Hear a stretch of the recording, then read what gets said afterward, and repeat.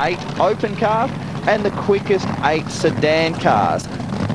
In this case, we've got number 2 qualifier racing up against number 15 qualifier, and they both happen to be open cars.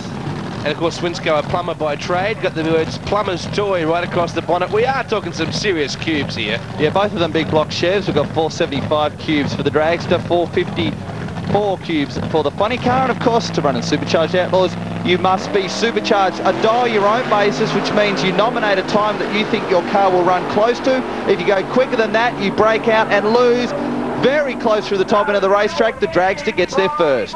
Yeah, a 306 beating a 274, so Swinsko getting out-muscled towards the very end. Yeah, 707, it's done purely on ETs. You can see Swinsko probably lost it here off the start line. The car went to the right and got out of the groove. You see the nice dark bit of bitumen in the middle of the racetrack. Big top-end charge from the dragster and just got there. 5/1000ths of a second, the margin on the finishing line. Leslie Winter and the beautiful 55 Chevy up against Lee Flaherty in the Holden VL Calais, a 544 cubic inch Chev. Have a look at the size of this thing. Yeah, it's not going anywhere. Have a look at the supercharger hanging out of the bonnet of this Calais. You can see the belt has come off the top pulley in the supercharger, and therefore the engine has stopped. Flaherty is going nowhere. That gives Les the solo into the next round. That has got to be disappointing. What a great looking car. VL Calais. Doesn't look like it backfired the supercharger. You could still see the burst panel was there. Possibly problem with the tightening pulley on the supercharger. Not sure, but Flaherty is out of this one. Les Winter in the beautiful 55 Chevrolet. This is basically a top door slammer. It's running a little bit lighter running in Supercharged Outlaws, and Les finds it pretty tough running in the ultra competitive door slammer category. So why not have some fun and race in Supercharged Outlaws? There's no such thing as a non-cool looking 55 Chevy. Oh, gets a little unsettled off the line. Not the best run you wouldn't think, but in the end he really nailed it. So a 714 at 330 for Winter, and at least a good hit out for it. Yeah, definitely not what that car should run on the replay here. Watching got very untidy, but shook very, very hard, and Les was forced to get on and off the throttle several times. He was number 1 qualifier with a 647 at over 200 miles per hour. So definitely more improvement needed for him the next round. Oh, you got to love the fact these cars are so recognisable. There's a Ford Fairlane on the line, a 480 Rodeck in the hands of Timmy Caswell, and Peter Merrigan in the T-Bucket altered with a 350 Chev. Yeah, some would say from the sublime to the ridiculous. Absolutely. You don't necessarily recognise altereds, and I guess that's the beauty of not only drag racing, but this category in particular. I tell Community Telco Supercharged Outlaws is that it's a big mix of cars. As I said, the 8 quickest sedan cars up against the 8 quickest open cars, and you see a big variety of machinery. Just wondering if there's any vinyl in the Fairlane. Don't suppose there's any left. This would be an interesting battle. You would think that the altered would do the job here, would you not? Well, this is beauty. As I said before, it's dial your own racing. Now, the way dial-ins work is these guys qualify their cars. They get a couple of shots down the racetrack. They work out roughly how quick the cars will go. Then they nominate that time. The tree is handicapped, and if they run close to the time, theoretically they should win. If they go too quick, though, they will lose. Here we go. The altered's already caught the Fairlane, both of them pretty close through the finishing line. Yes, in the end, a 7.9 at 261, beating Caswell's 818. So in the end, the altered just getting there. Didn't get off the line that well, but man, it came home. Watch, he got the shoots out early, Wade. He was concerned about breaking out. Now, he didn't want to go too quick. He got the shoots out early, and the Fairlane with a big top-end charge, but wasn't enough to get there. The Picture Magazine entry. You gotta love this. Herbie goes to Monte Carlo. Herbie goes somewhere. It's not Monte Carlo. It's a pretty wild place. This is going to be an interesting scrap, isn't it? Simon Holgerson in the VW, the 454, and Tony Panetta in the low dragster with a 468 Chevy. Yeah. Oh, now we finally have a backup girl that we can talk about. Yes, this car is a crowd favourite for a number of reasons. I don't care what form of motorsport it is. If you put a VW in, everyone is going to want to see it do well. And let's see if Holgerson can make it through to the next round of racing. 771 races a 782, so there'll be very little difference on the start line between these two cars. Wade, it'll be very interesting to see who gets her in the end. Red light. Holgerson throws it away on the start line. So it's the fact that it's a Volkswagen that attracts the majority of the attention, nothing at all to do with the fact that it's sponsored by the Picture. That's what we're going to go with anyway. Panetta gets the win, 791, 250 kilometres an hour, and Holgerson, 775, would have been too quick anyway. trying to fire up on the start line there for Chris Loy and Roger Adelhoff. And I think we're going to have some problems with Loy's car. It doesn't seem like they're going to be able to start the Commodore, so the 55 comes out for a solo pass. Got to be impressed with the number of competitors in this class. Supercharged Outlaws, one of the strongest fields of the weekend for the ITEL Community Telco Australian Nationals, the 38th running at Willowbank Raceway. 55 Chevs are a beautiful car, no matter what form of drag racing or any racing, as a matter of fact. They're 55 and the 57, I think, are the nicest looking. The 56 was a bit of an ugly duckling in the middle, but the 55 and the 57 are a beautiful looking race car. Taking it very, very easy is Adelhoff. Not exactly a blistering run off the line, was it? There'll be no danger of breaking out here, I wouldn't think. No, he's just going to cruise it through very, very comfortably. It's timing it with a calendar in this game, isn't it? The 15.9 is about what a standard S Commodore would run. Maybe the Commodore would probably even run a bit quicker.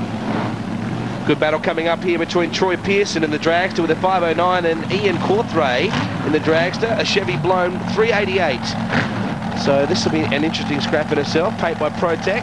Aussie Dips, of course, backing it, and it's got a fair bit of rocket signage on the side of it as well. Yeah, these guys, we're getting towards the guys that qualified very similar in their times. 7:45 versus 7:55, so again, very little difference between these two on the start line. The far lane is out of shape, out of the throttle, and I think it will be a very, very comfortable win for Pearson. He stops the clocks with a 7:54, 274 kilometres an hour. Moves through the next round. Gee, Corthray's going to be disappointed. He looked really good off the line and, as you said, just got out of the groove. This is a wicked-looking machine. It's a great class, Supercharged Outlaws. As you said, some wild-looking machines. And Hitachi sponsorship as well. All the way from WA, Debbie O'Rourke and Debbie's husband, Grant, runs in Top Door Slammer. This is the sister car, if you like. It's very, very similar, however, not quite the amount of horsepower that Grant's car has. Still runs very, very quick. Debbie is dialed in for this pass with a 6.95. That gives you an idea. Daniel Callahan in the other lane, small block, supercharged powered Tirana. He's dialed in with a 7.00. So both of these cars very, very quick sedan cars. Back by the chopper shop. How on earth did he get that motor in that Tirana? There's not much room. Well, I think that car originally started off as a road car, would you believe? And it has been, at one stage, correct me if I'm wrong, but at one stage I believe it was the quickest street registered car in the country, and has since taken the plates off and decided to go real drag racing as both cars come to stage. Rev's starting to build up. Very little on the tree. Red light for Daniel. Oh, you are joking. Debbie has had a big lose and slams the wall on the other side. That would have done a lot of damage in itself. That is a big hit for Debbie O'Rourke. Let's hope she's A-OK.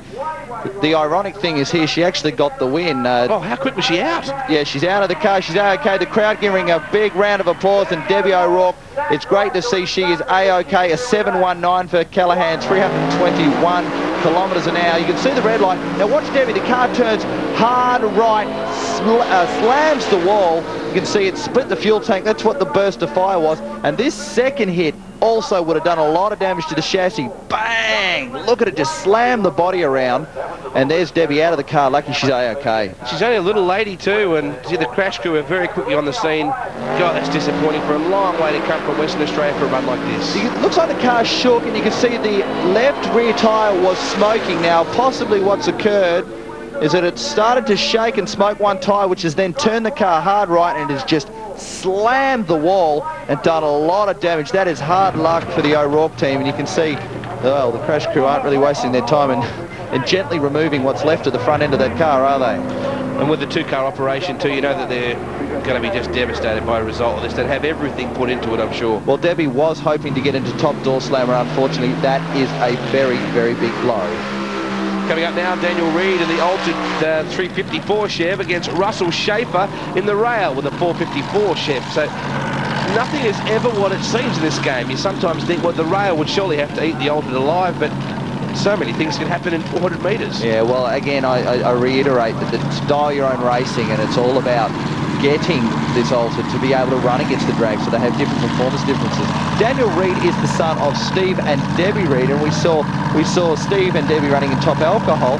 Russell Schaefer is 2 times track champion in Supercharged Outlaws, a very, very tough competitor to get around. There are so many Reids in this sport, and they're all related in some way. REEDs, RAADs. In this case, Daniel Reid is an REED. And he's looking to DYO, dial his own. Let's come down Schaefer with the advantage of the start line. Daniel with the front wheels in the end. The altered has already got him by half track. Does he have to watch his dial? And yes, he gets off the throttle early, and Daniel Reid will get the win. 7.60, 243 kilometres an hour. And you saw Wade, he got off the throttle at about 800 foot. Have a look here. He's making sure that he doesn't break out, doesn't go too quick. And Daniel Reid through to the next round of Supercharged Outlaws. Yes, I'm still feeling aches and pains every time I move a limb. I think, oh, that hurts, and especially around the rear, sort of the shoulder blades, around that sort of area. But no, I'm okay. I'm pretty sore, but I'm pretty sorry for myself, but that's about it. It launched pretty hard. Butterflies were fully open. Got to around the sort of 60 to 80 feet mark, started to shake.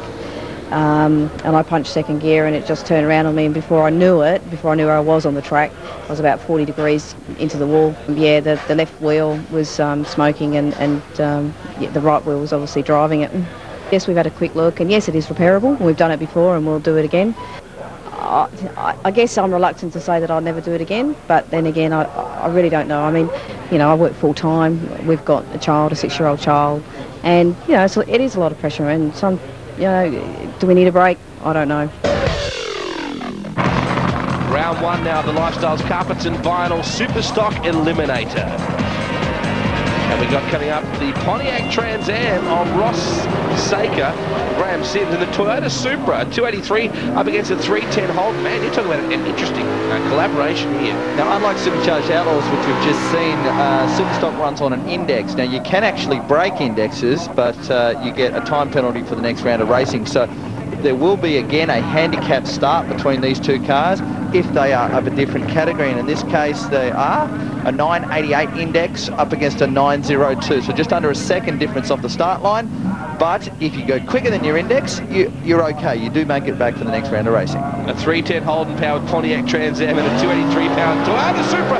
Nice wheelie off the line. Superstock's good for wheels up action, but a little bit too soon for the Pontiac. He's red lighted, and Sims will get the win and move into the next round of Lifestyle Carpets and Vinyls Superstock Eliminator. Sims will win with a 15.06 at only 91 kilometres an hour, and that's the reason why. A red light by 8/1000ths of a second. Have a look at this. What a wicked looking club sport we have here. This is Jim Rowley's Holden Clubby with a 316 under the hood up against Troy Neville's Ford XF XR8 Falcon with a 372. That club sport is magnificent. Ford versus Holden. A lot of people like Superstock because they can really relate to the cars, and Jim Rowley's Club Sport is an immaculate looking car, both inside and out, and it's pretty much what you'd get if you took a Club Sport off the street, stuck some big wheels under it, and put a bonnet scoop on it. It is an amazing car. Wheels in the air for Rowley off the start line.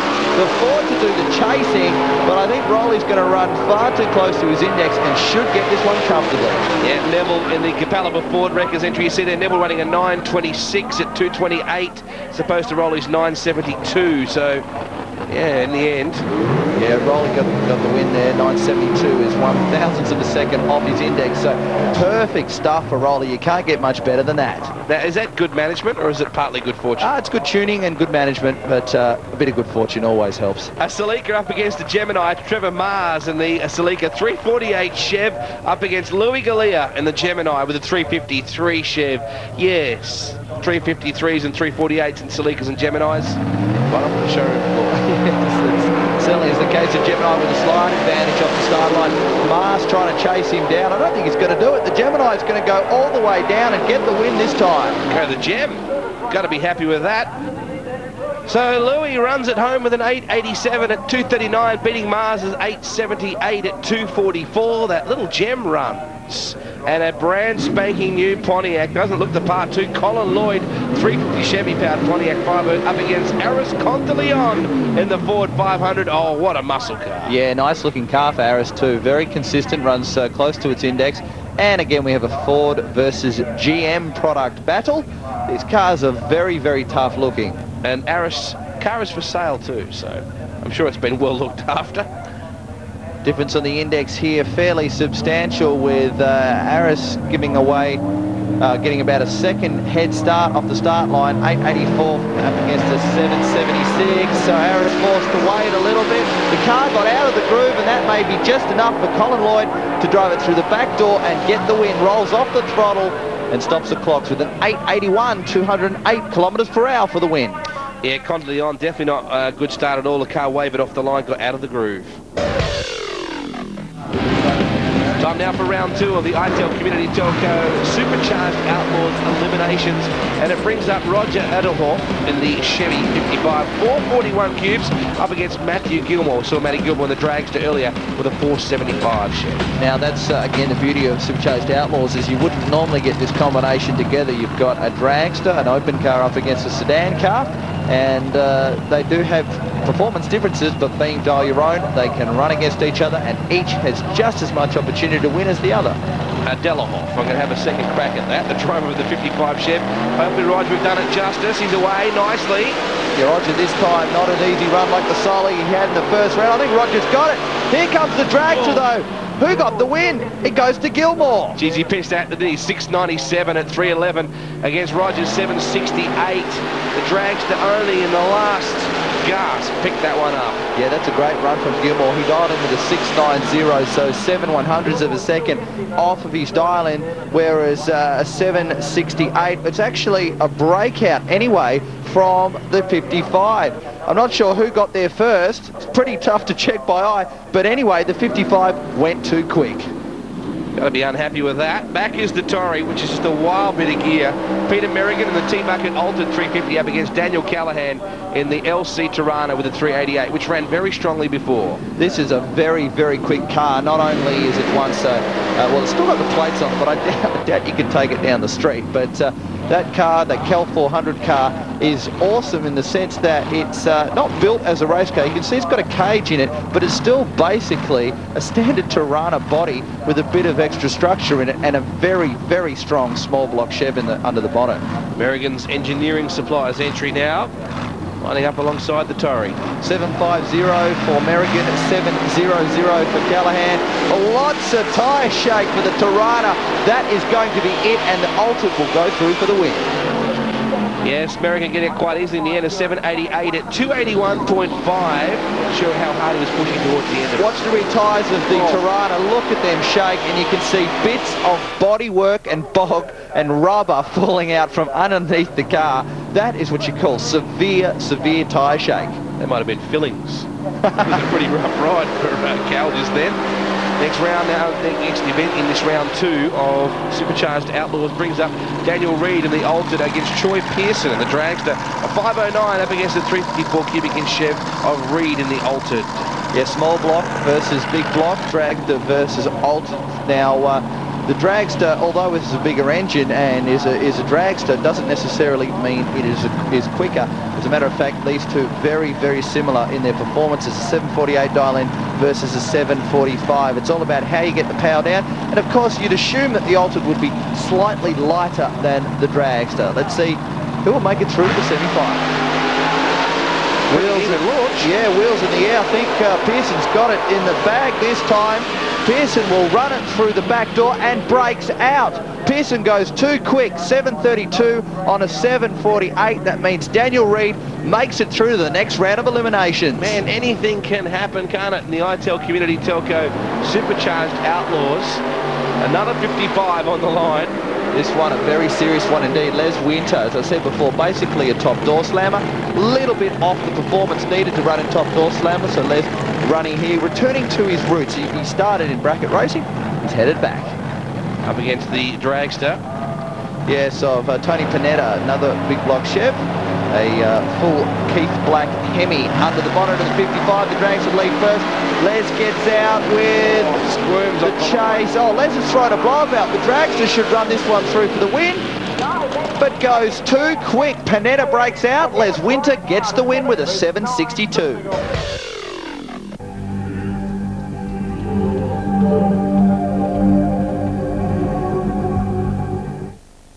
Are you a homeowner who could benefit? Morgan and Wacker Screaming Eagles is a fantastic initiative for tough Harleys and Buells running quicker than 12.99. In the semis, Neville Wilkie and David Stevenson faced off, with Stevenson's getting the win on an 11.52, while Amanda Bollum had the solo pass and made her way into the final. Yeah, this class was recently launched in New Zealand. It's a Morgan and Wacker initiative here in Queensland. It's going absolutely gangbusters, mate. Plenty of competitors.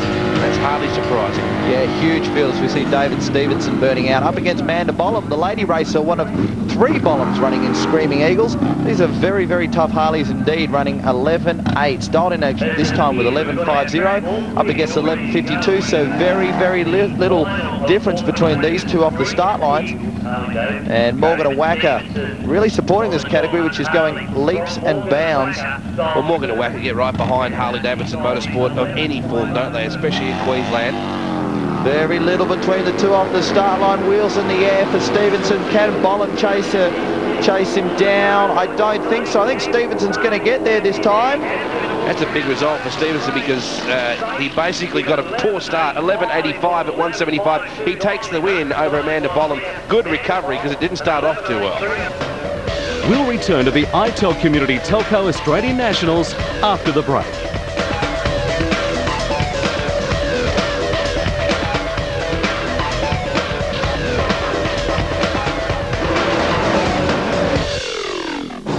Welcome back to the ITEL Community Telco Australian Nationals at Willowbank Raceway. And speaking of ITEL Community Telco, it's now time for that sponsor to help us with the first semi of Supercharged Outlaws. It brings up Daniel Reid in the Altered and Les Winter in the 55 Chevy. Les Winter, number 1 qualifier with a 6.47. Daniel Reid, number 5 qualifier with a 7.44.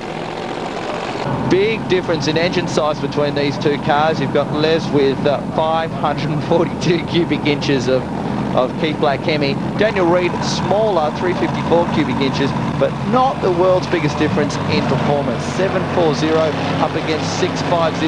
That's the dial-in. The Altered will lead first. The 55 will do the chasing.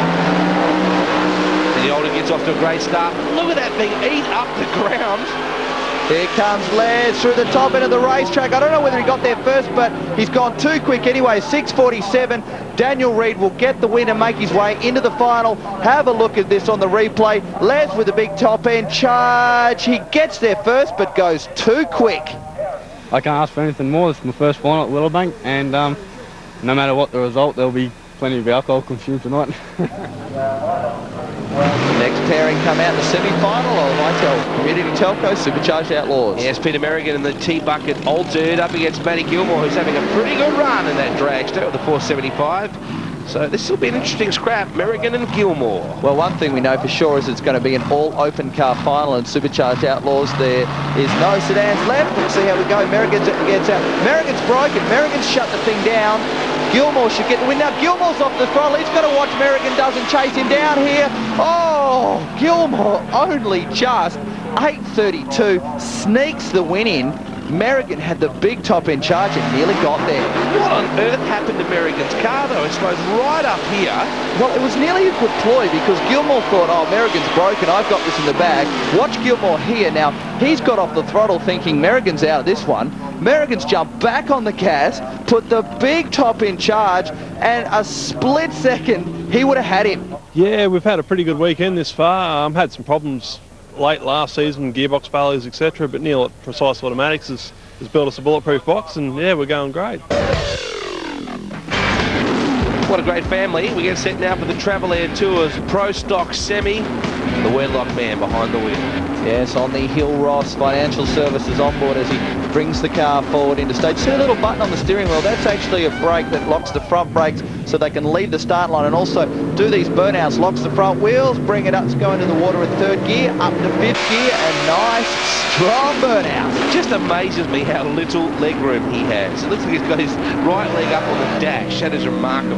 Yeah, up against Dennis Whiting. Nice burnout from Dennis. You also got to remember that Tony's not the smallest bloke around. Let me just say that. These things, Wade, I've got to tell you, they are awesome things. They are probably one of the toughest cars in drag racing to drive. You've got 5 gears. You're into top gear by half track. you go from 0 to 100 k's in a second, and by that stage you're already in second gear. You have to hit the changes on the gears within 50 RPM, and the engines are worth $100,000. So you don't want to mess the gear changes up, because you'll do a lot of damage. So no pressure. No pressure. Tony, famous for his start line games, none this time. He goes straight into stage. Whiting's thrown it with a red light. Now Whiting had to try something on the start line. He went for the speculator, but it did not work. Tony Wedlock gets the win and makes his way into the final of Travel Air Tours Pro Stock Eliminator with a 7:48. Very consistent, 291 kilometres an hour. And there's the evidence right there. Here's a look at the Hill Ross Financial onboard here. It just like you said, bang, bang, bang, bang through the box. Yeah, it's got a little shift light that tells him when to change gears, goes for the chute that reaches up to the switches and shuts it off, and there's the red light. Whiting goes too soon. Oh, look, that's fantastic. You know, like, the car's been running well. Willowbank Raceway have given us a great facility and a great racetrack, you know, and we're just absolutely ecstatic to be going to the final. Fantastic day. Couldn't be more happier. Yeah, Weddy looks pretty happy. Here is the speed flow entry of Peter Ridgway up against Jason Grima, who had a pretty solid run in his previous pass. So Ridgway, big burnout in the speed flow car. This car of Ridgway's is actually sold, and Ridgway is rumoured to be retiring. However, a little birdie tells me that he may just have one more steer at the opening of Western Sydney International Dragway in February. Grima brings the car forward. Now, these things, can you believe, are actually worth more than a top fuel car. They don't quite cost as much to run, but they're about 300 to 350,000 Australian dollars. And if Ridgway runs at Western Sydney Open, he will be back. Here we go. Grima gets off to a great start, but is it a red light? It is. A red light from Grima, 1/1000th of a second. Ridgway into the final with 11.64. Grima might think he's got the win, but sorry, pal, you're not there.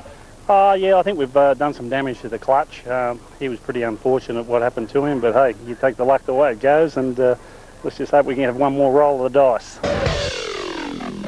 Lifestyles Carpenton Vinyls Superstock semi-final right now, and it brings up Graham Sims and Jim Rowley in the Holden Club Sport. So Supra up against Club Sport. Time now for the burnout from Rowley. Jeez, look at this thing. I mean, how can you not like this car? If you're a Ford man, you've still got to admit, this is a beautiful looking car. I am a Ford man, and it does bar me up. That is a magnificent looking machine. Sims just making sure the door is shut there as he brings the car forward into stage. Both cars, you can see both lights on the top of the Christmas tree are on. Big wheels in the air launch for Rowley. Sims has got to do the chasing. You can see he's out of the groove. See him off to the right of the black strip. Tries to bring him to the centre. It's not going to happen. Rowley's got the win. Yeah, good run from Rowley. A 9.71 at 2.23. Beats the 9.02 at 2.45. Well done, Rowley, in the clubby. All weekend it's sort of been pretty warm, and we haven't had much luck with the air, but you know, the car will start to come around as the temperature comes down. Second semi right now, and Colin Lloyd in the Pontiac Firebird up against Louis in the Gemini. And let me tell you, Louis Galea surprised a lot of people with this little gem. It is for sale. It's up against the big Pontiac. This will be a good matchup. Bit of an age difference between these two cars. Colin Lloyd with the latest machinery. Louis' car a little bit more dated. The Gemini body, smaller chassis. However, it's all about how you get the power down and how close you can run to that index, if not quicker than. This has been a good performance from Colin. The car's fairly new and hasn't had a lot of laps down the racetrack, so he's doing very, very well. With that diesel spares back in the Gem, it's a very good launch, extremely even. Yeah, both of these guys running under the same class, and Colin's going to get this one very comfortably indeed. Yeah, Lloyd doing the job with an 8.77 at 2.13. Galea an 8.87 at 2.29. It's just a fantastic effort for all of us, and it's just a dream come true. Like, it's about 7 or 8 passes we've done on this car now, and it's a blast. Now you're in a national final. Yeah, I'm wrapped. Yeah, it's only the second nationals I've ever been to in a final, so I'm over the moon. Supergas semi now, and Todd Jones in the Ford Mustang 388 cubic inch Chev powered Matt Forbes in the Holden JE Chimera. Hey mate, you've been a Chimera minute, the 406 cubic inch Chevy. So Mustang against Chimera. Now Supergas is a different category again in drag racing. I know, there's plenty of different racing in drag racing, but this is a fixed dial-in of 9.90, but it is heads up. They get a Pro tree like Group 1, as you see. the one flash of all 6 ambers and they go, but they have to run as close to 9.90 as they possibly can. Oh, look at this! Very close across the finishing line, but Forbes will get the win. It's a double breakout, but by the least amount for Forbes. 9.816, 9.813 for Jones, but the win goes to the Chimera. You know, it was a good tight race. Thought I got to leave on the start, nice reaction time, and yeah, we pulled it through on the end. So very happy. Dragster Australia Supergas semi-final number 2 brings up Dave McDonald in the skyline right there, and John Sommerach in the Ford. 302 Windsor. You can pretty much run whatever you like in this category as long as it can run at 9.90 seconds. Watch for the one flash of all 6 ambers. That's what you call a pro start. Both of these guys get away cleanly. It's all about consistency and good reaction times. Sommerach has got the head start now. His car noses over the skyline with a charge. The win goes to McDonald. 9.906. Sommerach went too quick. He realised that too. You saw him sort of slowing right up at the very end. How about that? Hey, got the old car going all right tonight, haven't we?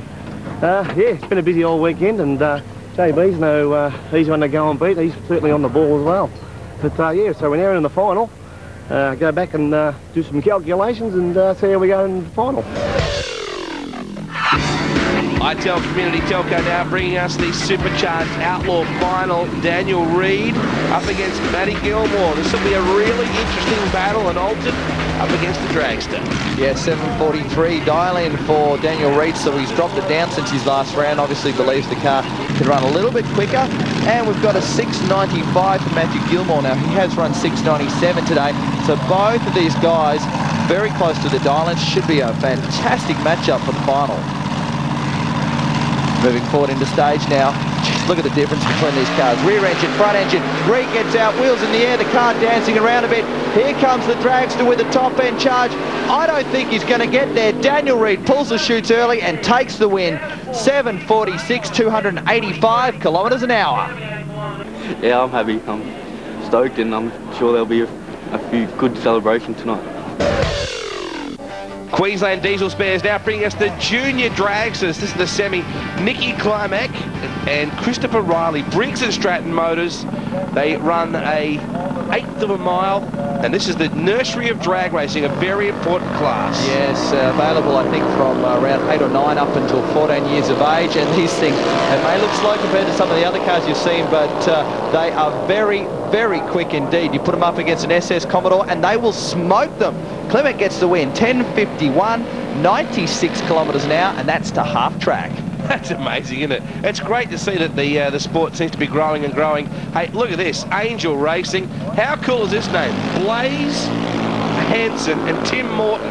Blaze is either going to be a drag racing champion or a firefighter. One of the two. 10.01 dial-in up against a 10.10. Not bad to half track, and it's going to be Morton into the final. 10.09, 102 kilometres per hour. At all major Willowbank Raceway events, the Ross Llewellyn Holden Drag Racing Challenge provides a range of celebrities, sponsors and representatives from all levels of government with the opportunity to find out firsthand what drag racing's all about. On the Friday night of the ITEL Australian Nationals, Brisbane Broncos Corey Parker and Dean Carlaw faced off against ITEL's Steve Sachs and the Ipswich City Council's Barry Duncan. In the final, Sachs' better start reaction scored a win for event sponsor ITEL Community Telco with his 15.24 at 149.8 kilometres an hour. On Sunday, event Grand Marshal Jamie Sharman of the Brisbane Lions fell to Ipswich Rotary's Peter Thompson, while Triple M's Mike Priest defeated ITEL CEO Brad Wells in the opening round. The final was again a case of winning it on the start line, as Thompson's reaction time was too good, and his 15 at 150.2 kilometres an hour just kept him ahead of Mike Priest at 14.96 at 153.5. Dragster Australia Supergas final now. One of the toughest categories in Australian Championship drag racing, and it sees Dave McDonald up against Matt Forbes. Both of these guys have been running very consistently all night, as I said before. A fixed dial-in of 9.90. You go quicker than that, you lose, and it's a heads-up start off the start line. Skyline versus Chimera. Not a traditional drag racing battle, Very quickly off the line, though, is McDonald and the Skyline. Skyline's got the advantage at this stage. Here comes Forbes. I don't think he's going to get there. The Skyline gets the win. McDonald, 9.91. Forbes went too quick. Wow, sensational pass in the final Supergas Eliminator. On the replay, Wade, very little between them. Yeah, a marginal win, but a win nonetheless. Well done, Dave. Thank you. A 991.134. How about that, eh? That's sensational. Fantastic. I can't believe it. Hey, the old car's done all right today. Matty Force, mate, unreal. He's a top racer, you know. He's always been able to sort of try and catch it. Look like I cut a good light. So, look, it paid off, and I had a few little problems, you know. Bit of help from the killer crew and Spencer, and of course Steve. That, you know, he's the king as well. Fantastic.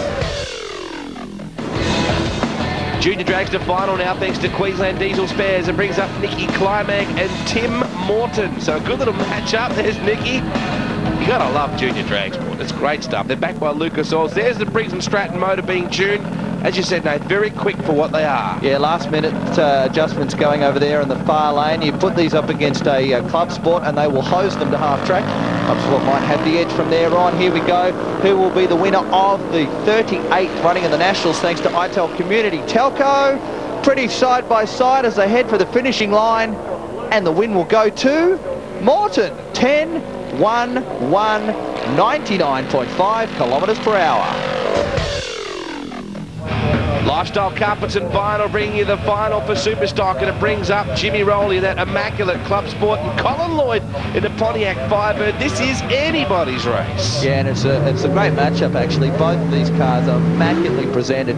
Beautiful looking machinery. Bit of a soft burnout there from Colin Lloyd. You don't have to do smoke off the roof style screaming burnout from these cars. It's a matter of getting the tyres up to a certain temperature, and to do that it doesn't necessarily mean you have to have the thing on the firewall screaming its head off with huge long smoky burnout. No, but we like them. Yeah, it looks good anyway. Absolutely. Jimmy Rowley been around for a long time, as has Colin Lloyd. Colin Lloyd, former Supergas competitor, very successful Supergas competitor, might I add. And Jimmy Rowley has also campaigned Holden's all his life. And completely sans sponsorship at this point, you would see.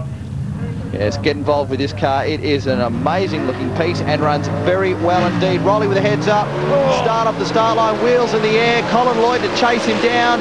Can he do it? Jimmy's been running right on his index all night. I don't think Lloyd's going to have the goods to get there.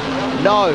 Jimmy Rowley, the winner of the Nationals, 9.77, 224 kilometres per hour. Now he just gripped and ripped that sticky line, didn't he? He never moved off the centre. Let's have a look here, a bit of wheel stand off the end, but he never got off the grippy line. That was just a great run right from the start. Yeah, wheels in the air for Rowley. Colin Lloyd also doing nothing wrong. The car seemed to get a little bit out of the groove. You can see it just drift towards the wall a little bit. He brings it back, but just look how neat and smooth Jim Rowley's car is. Right in the groove. Colin Lloyd had a little bit of a top end charge here, but it wasn't enough. Rowley gets the win. I'd like to thank all my crew, everybody that assisted, and Bob Lambeck, USA, for his assistance, and I'm just glad that we've won the final. Here's his Travel Air Tours final time now for Pro Stock, and Wedlock hoping he's got a pretty well a gridlock on this one. Well, Wedlock was the winner of the Winter Nationals, which was the last major event here at Willowbank Raceway. Can he get the double header? Peter Ridgway has sold the car. He would like to see him go out on a good note in the car, although he may get another chance to drive it at Western Sydney. The Sigwell Speedboat car gets the burnout going in the water pad, up to top gear. Both cars shift into top gear, and nice, strong, smoky burnout. You would have to lean towards Ridgway a little on this. His form has been outstanding. Yeah, well, Ridgway definitely was the number one qualifier. Does have probably a little bit more performance than the Wedlock car, but it's about consistency, and I don't think we've seen the consistent times out of Ridgway that we have seen out of Wedlock. What it comes down to is both of these cars are around 1,050 horsepower. There's probably realistically 5 to 10 horsepower difference between the engines. It's about who's got the right setup, who's got the best reaction time off the start line, and who can push these engines right up to that 9,700 RPM shift point and do it accurately. Family operation up against what looks to be a very professional megabuck style operation.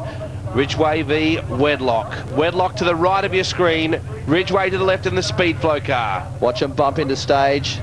The guys just playing with the RPMs at the moment. They'll go into full stage. Bit of a staging duel going on here. No one wants to go in first. Wedlock bumps it in. Wait for Ridgway. On the floor, up to 7,500 RPM, and Ridgway's thrown it away. Peter Ridgway has red lighted out of the final. Tony Wedlock will be the Nationals winner.